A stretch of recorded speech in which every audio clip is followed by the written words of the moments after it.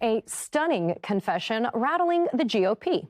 Newly elected Republican Congressman George Santos admitting he lied to voters about key parts of his resume and background. Now, these aren't minor exaggerations. These are wild, brazen lies that could get you fired if an employer found out that you had intentionally lied about them.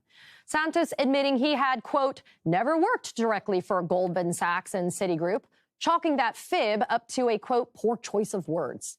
He also admitted that he never graduated from any college, despite previously claiming to have received a degree from Baruch in 2010. Quote, I didn't graduate from any institution of higher learning. I'm embarrassed and sorry for having embellished my resume. I own up to that. We do stupid things in life, he said. Santos was also accused of lying about his family history, saying on his campaign website that his mother was Jewish and his grandparents escaped the Nazis during World War II. Santos is now explaining, I never claimed to be Jewish. I am Catholic. Because I learned my maternal family had a Jewish background, I said I was Jewish. Again, that is Jew-ish. In a new interview, Santos downplaying all of this as, quote, embellishing his resume and insisting he'll take his seat in Congress next year. Did I embellish my resume? Yes, I did. And I'm sorry. And it shouldn't be done. But I'm still the same guy. I'm not a fraud. I'm not a cartoon character. I'm not some mythical creature that was invented. Santos finally confessing the truth after spending weeks denying reports that he was lying. Predictably, no response yet from senior Republicans like Kevin McCarthy.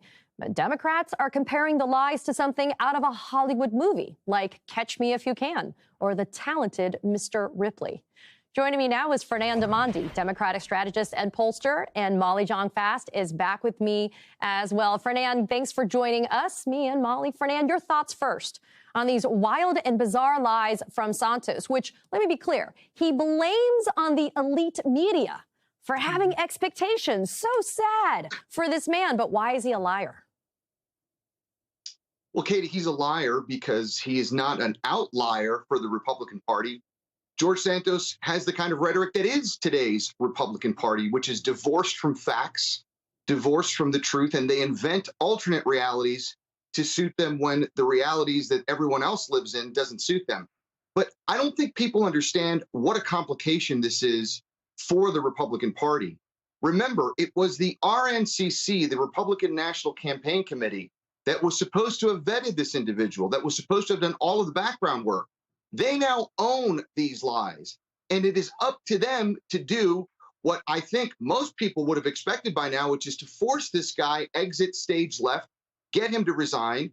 Because if you're a Democrat right now, there's three words you're thinking about: pass the popcorn. You want this guy in the new Congress for as long as possible, because this is going to define what this new potentially Speaker Kevin McCarthy Congress looks like.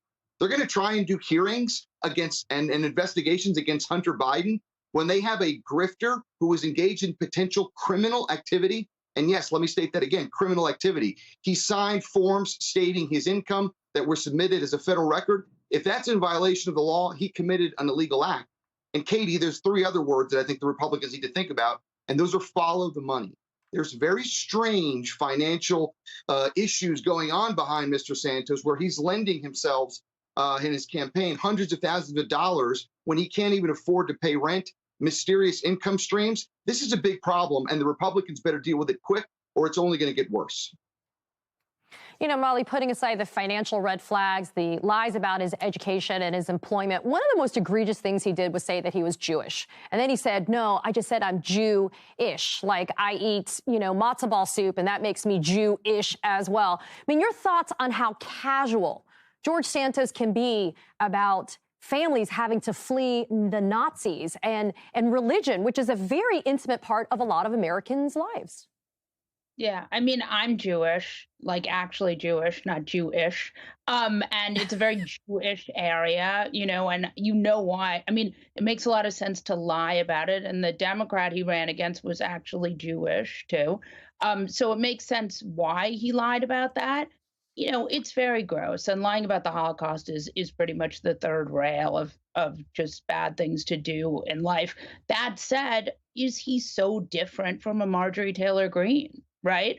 who came to prominence on Jewish space lasers, anti-Semitism, and QAnon. I mean, if Republicans start kicking out, members of Congress for lying, where is it going to end, right? I mean, this guy is not such a different outlier from Marjorie Taylor Greene. I mean, we know that he lied about very concrete things, but, ultimately Marjorie Taylor Greene spread QAnon lies. She went, we've seen videos of her harassing young activists. I mean, so I think it's hard for these Republicans to draw a line with bad behavior when bad behavior, I mean, he's just doing, stuff that Trump did, lying about things. I mean, this is now the MAGA caucus. This is what they do.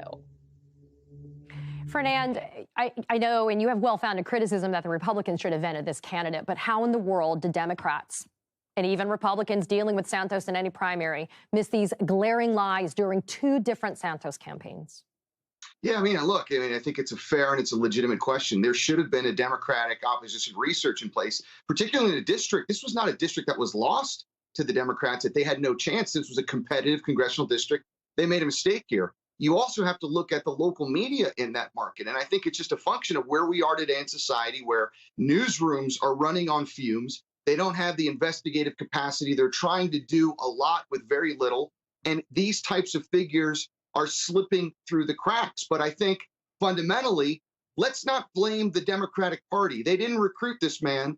They didn't put this man up, and they're not in the position to police the efforts of this man. This is on the Republican Party now. It's on Speaker McCarthy now. And as Molly said, the crazy caucus in the GOP has another charter member, although you might be tempted to say the entire GOP caucus today is the crazy caucus. And by allowing this person to take his seat in Congress, they're tacitly saying this is who we are and we don't care. And I think as we saw in 2022, Katie, that had consequences in midterms that didn't go the red wave. I think it'll have consequences again in this district in 2024 if they allow him to stay in there. Molly, and to Fernand's point, getting busted with these kinds of lies would usually be a deal breaker for someone running for office or even already in office. But at this point, it seems like Santos just has a couple of insincere mea culpas, and he's still going to take his office. Does allowing Santos to keep this seat create a dangerous precedent, as Representative Joaquin Castro has noted? Yeah, I mean, look, Trump created this dangerous precedent, right, where you do something like the Access Hollywood tape and you decide, I'm not going to resign. I'm just going to keep going. I mean, that's the kind of thing that would have ruined a political career in the normal world, right? In the pre-Donald Trump world. And Donald Trump said to Republicans, you don't have to resign if you do something that's beyond the pale. Just keep going and people will forget about it. I think what's interesting, too, is that Elise Stefanik has both endorsed this candidate, this sort of George Costanza of congressmen, and Donald Trump. So both of these 2 people, who are both fabulous, have been endorsed by Elise Stefanik, who is the number 3 Republican in the House. You broke it, you buy it. Maybe that's what's going to happen to the Republicans if Santos ends up keeping his seat. Fernand Amandi and Molly Jong-Fast, happy holidays as well. And thank you for being here this evening.